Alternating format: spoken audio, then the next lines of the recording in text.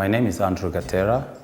I was born in Uganda, and I studied from there.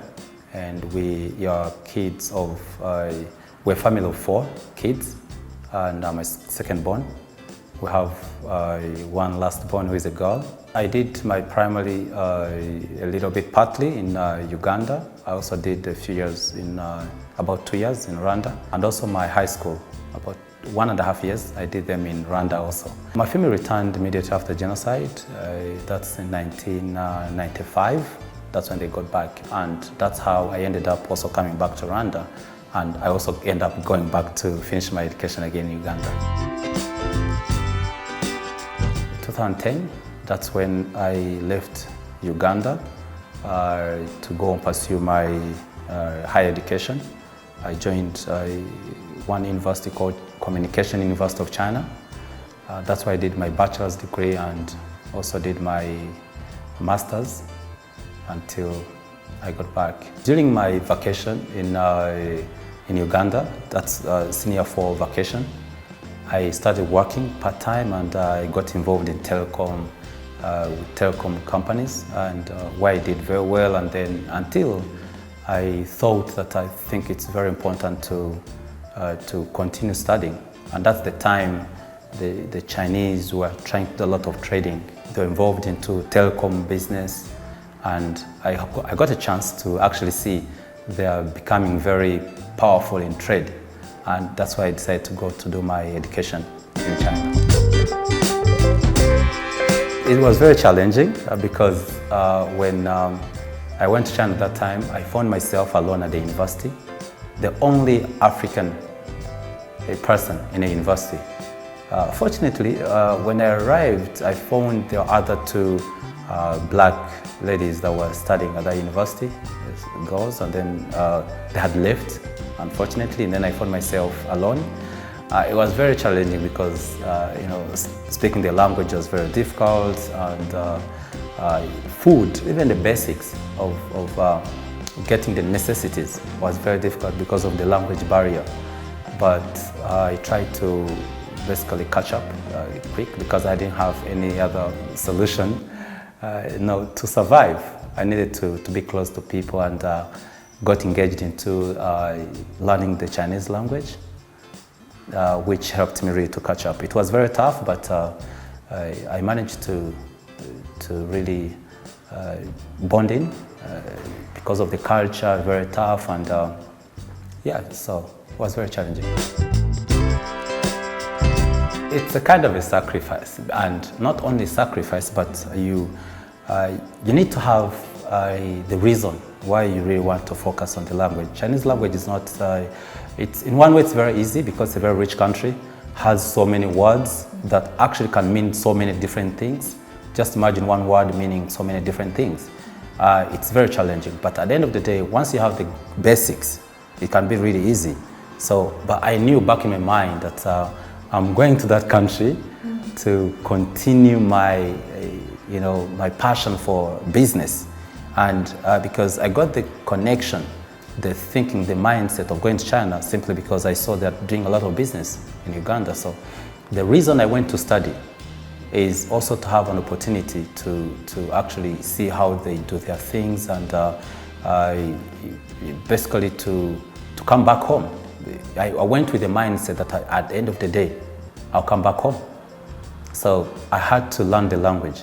So I remember the first class, because when you're starting, you have class 1, 2, 3, 4. Actually, for the language only, the classes start from 1 to 6. And then it's once you do class 1, you go to class 3, 4. When you finish class 4, there you can start a bit of talking and you can communicate, the basics. So to me, I thought actually when I do class 1, class 2, it's going to be easy for me. I can easily connect and probably come back, until I realized that I need to learn proper communication skills so that I have the capacity or have leverage to negotiate any kind of business with the locals. So until that time I realized I need to communicate. I had to carry on my education until I ended up finishing the HSK 6. That's the highest level of Chinese proficiency. Yes, so it's called HSK. So when I finished that, then I had to join the proper university, standard, the bachelor's, then I had to go to master's. And the journey was not easy, but I knew I have to really have the language before I make a move to return back home or to join the business community.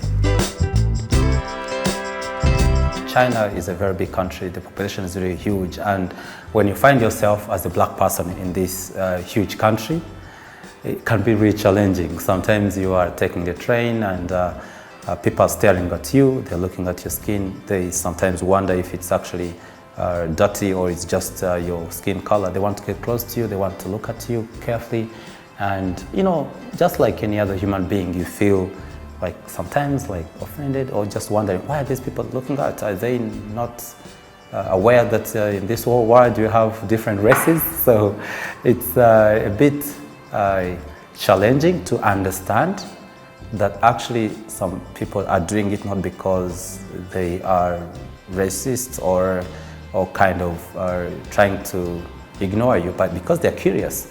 Yes, so I remember one time someone just comes and rubs their hand close to yours to see actually if this black color is going off. But actually they see, oh no, it's not a problem. So, they get to understand this is a type of skin, and so this world is really big, and China is also huge. And the culture also is totally different. So what you think is maybe right, maybe in the other way it's wrong.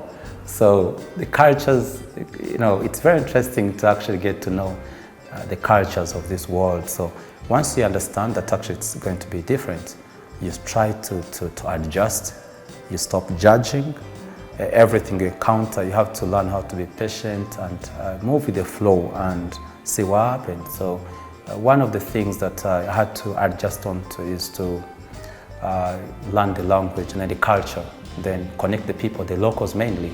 Then you start learning, go to the sports, play the table tennis with them and talk to the elders, and then they try to teach you different things. And yes, it was very tough, but yeah, here we are. We managed to study, and as you asked, how long did it take me? It took me about 6 years. 4 years was my bachelor's. I first did 2 years for the language only, and then I upgraded the bachelor's degree. That means it's not just the language, you just bring in a little bit of literature. And then when I had to upgrade the master's, then you're not doing really the language. The master's now focuses on the literature and culture. So, and also a part of education, like you can be able to teach the non-speakers the same language you're learning, because it's a very good benchmark. If you learn the language as a foreigner, then you can teach it better. So that's the master's that I managed to get. So totally took 6 years. The right time came when I was writing my thesis. I went for an internship. There was a Chinese school that was opening in Ghana under the Confucius Institute. So I went there to do my teaching training. When I got there, I got engaged into the education system at the University of Ghana. I was heading the starting point of teaching Chinese in Ghana, and then I had to teach for about 7 months, and it was a very good experience. It was very exciting because I had several teachers joining my class until the time that came where I was going back to the university, because I was doing my teaching training and internship at the university. There was a very big party happening, and then I felt like, yes, I think I can do this. That was very good. But when I went back to defend my thesis, I was approached by one company that is also a university-based company called UNIS. It was one of the best universities in China, which is called Tsinghua University, to actually join them into their projects that they were running in Africa. And I basically took a switch, joined the company. But the trips I made in Africa, mainly in Ghana, doing Uganda, Tanzania, Kenya, and also Rwanda, I realized that actually I need to get back home. I shouldn't be working, in China anymore. I think, when you leave this country, you leave Africa, you go to study abroad, you acquire some knowledge. You get so many connections, you get to know people, and you realize these countries you go to, it's not only you who is there, but also other people from other countries. So you realize that at the end of the day, when you go back home, you're a bit exposed. So that's the point. I looked at what my country is doing. And remember, when I went to China, I had gone from Uganda, not from Rwanda. I'd lived in Rwanda for a very short time. So given that background that I was coming from Uganda, I went to study in China. Then I came back to do project management in East African countries and Ghana. And the chance and opportunity I had to stop in Rwanda, having my parents also here, I saw so many opportunities. I said, why not? Let me just get back home. After all, my family is here. When I got here, my dream, my passion was into e-commerce. E-commerce was very much booming in China. And because when I was studying there, everything used to buy online, everything you need, more especially during winter time. You don't want to move out, buy food, anything you really want, anything you can think of, you can buy online. So when I came back, I thought this is something I can introduce in this country. So, but if I tell you my business journey, it's mixed, because when I started it didn't really succeed the way I thought. But we spent a lot of time on it, and until just jumped onto another business to give it support. And still, I had to leverage on what I had. And the leverage I had is the Chinese community that I had connected with. And I saw a gap. So you always look up for opportunities. In this country, we didn't have anyone specialized in the Chinese market. So I said, let me just jump into the tourism business, because I was already doing tourism, but unprofessionally.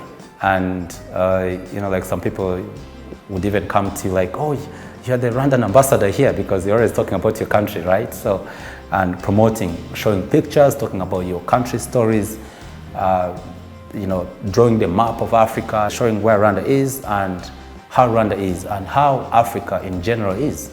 Because that part of the world, most people don't know even where Africa is. So now you're trying to prove a point. This is Africa and now this is Rwanda. So when you're doing that, most of the time, they even carry on to ask you, what is fun in Rwanda? What do you have? What specialties? What food? When those questions keep coming, you actually realize you're doing tourism. So when time came, when I came back home, I embarked on e-commerce. It didn't work out the way I thought. And then the passion, still I would have friends come here and they ask for me to take them around because I speak the Chinese language. That's the time I knew this can be a real business. Because if a friend asks you to hire a car and then take them around, show them what you have, you're doing tourism basically. So when I saw that, I realized this is tourism. So I jumped onto a tourism business professionally. I opened a company and been running it. Very happy that we performed very well 2019. Won the best young entrepreneur of the year and then the best new tour company of the year 2019. Yeah, so after about 2 years running the company and until of course COVID came and hit us, but we're still in the business. Never closed the office and we're still running. And so far it's so good. Of course, we're very lucky that the landscape of doing business was a bit fair to us and we are grateful.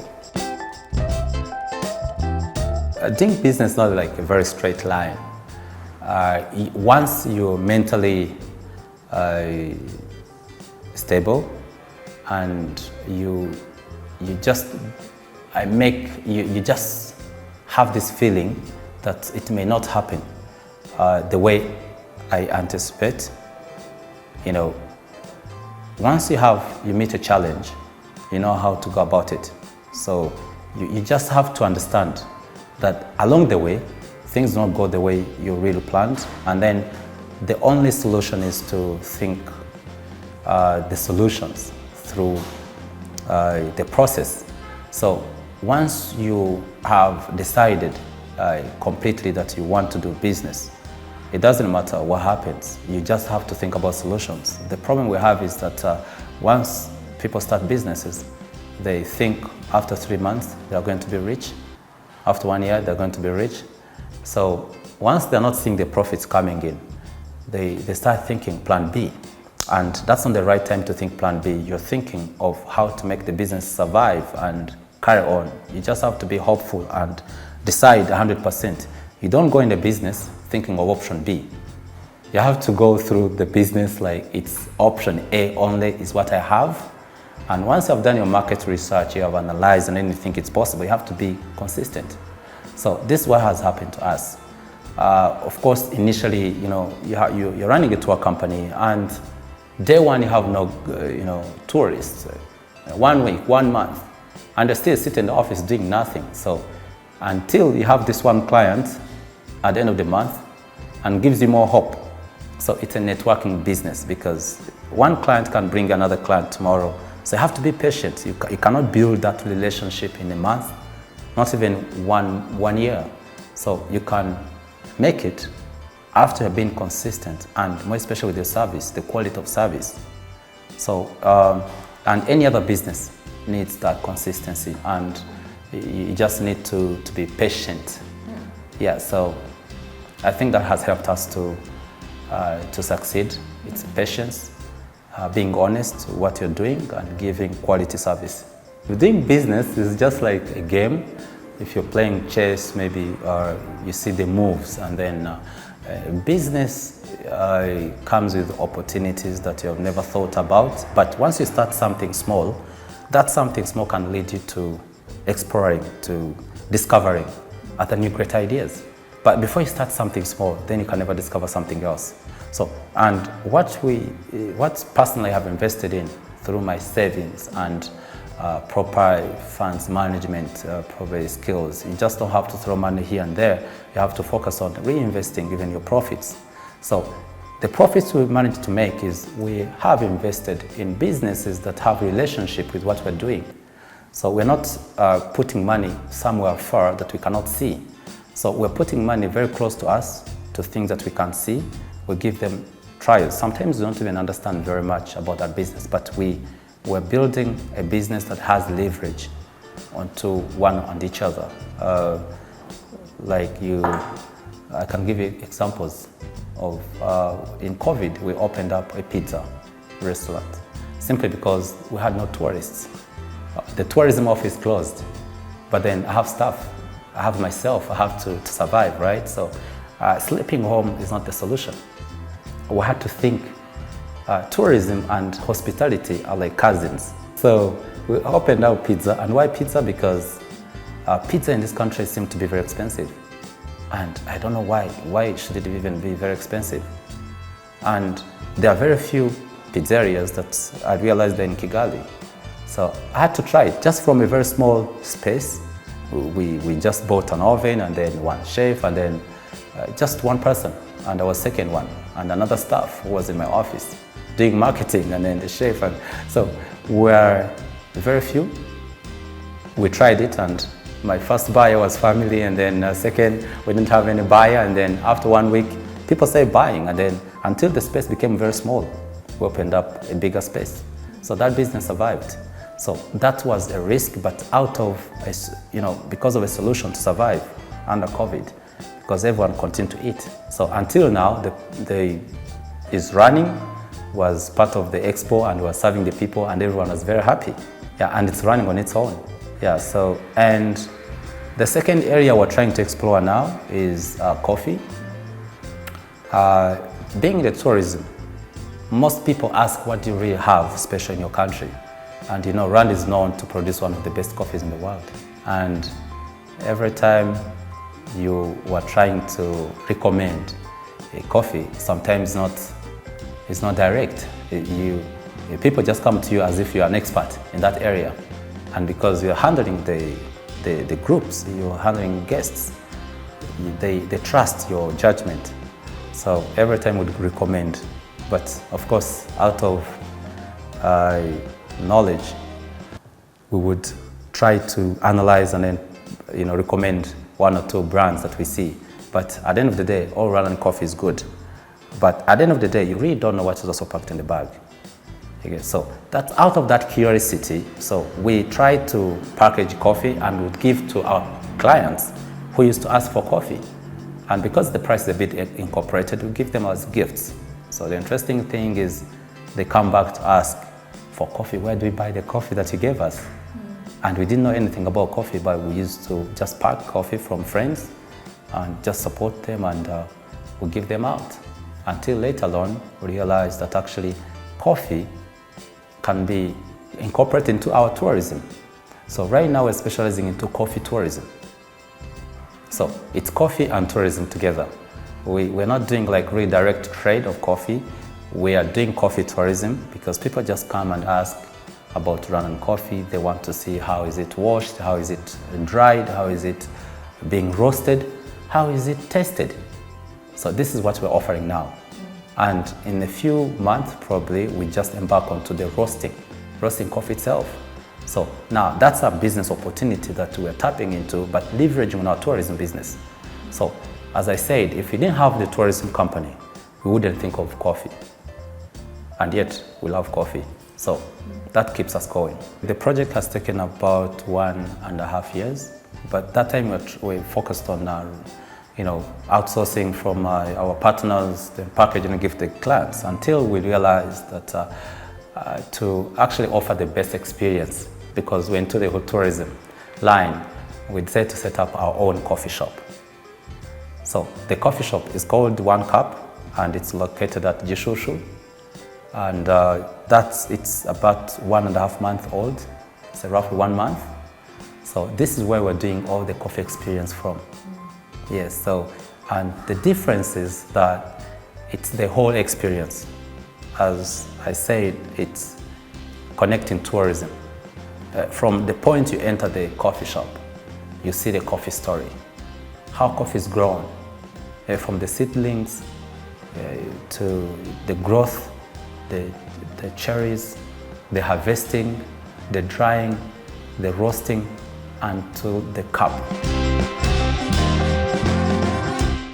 The challenge definitely are there because some of these businesses are capital intensive, so access to funds sometimes to scale up can be a challenge, and as a startup, of course, hits us because you cannot hire the best staff that you really want, the technicians, the consultants, the training of the staff.